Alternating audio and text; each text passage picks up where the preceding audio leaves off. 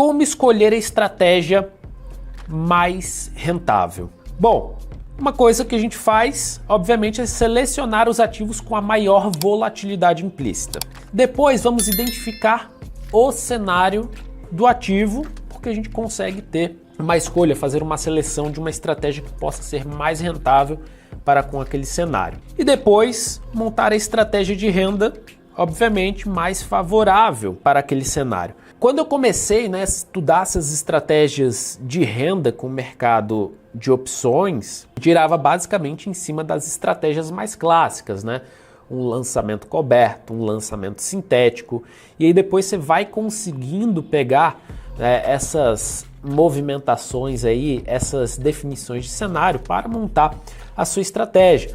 Só que ainda assim, se a gente for pegar o histórico, a história das estratégias aí que a gente tem, os estudos, tanto o lançamento coberto quanto o lançamento sintético, são os que têm mais estudos em cima dele e mostram, obviamente, uma rentabilidade muito boa, com anos e anos de track record, Então, é muito interessante.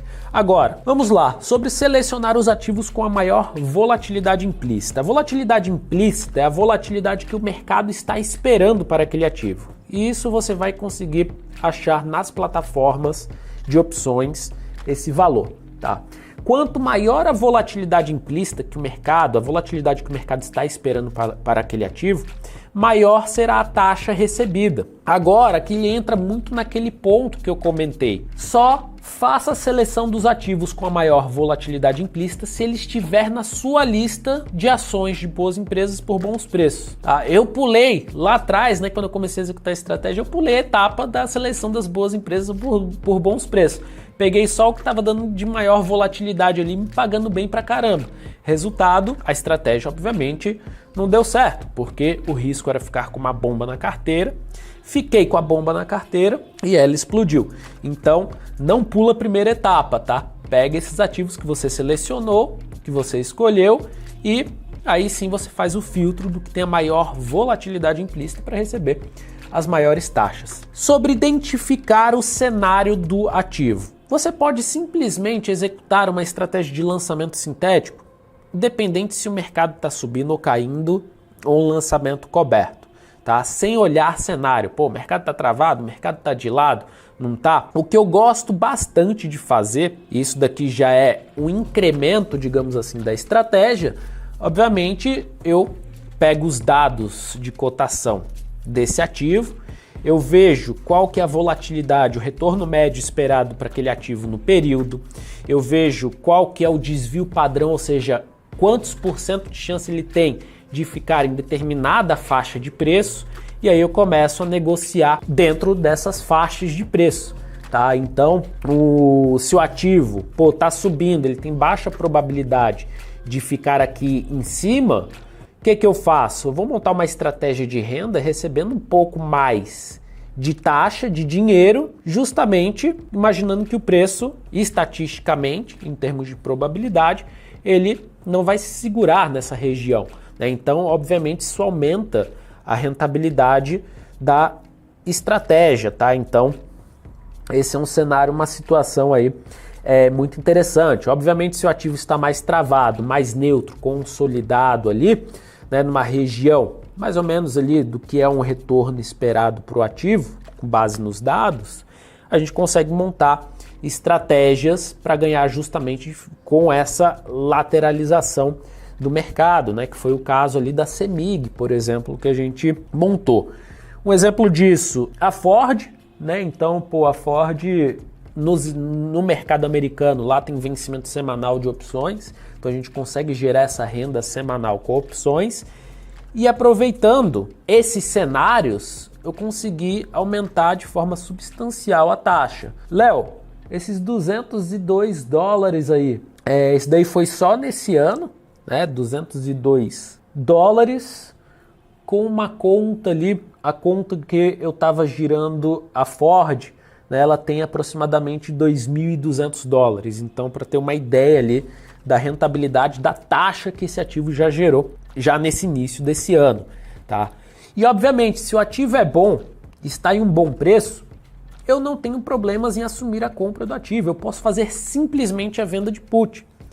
e aí não trabalhar aí nesse caso com esse processo de escolher uma estratégia para um determinado cenário.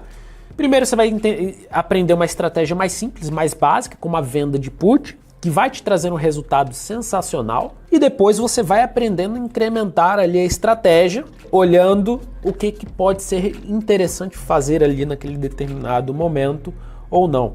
Tá? Então eu peguei aqui ó, o case, tá, do Bradesco.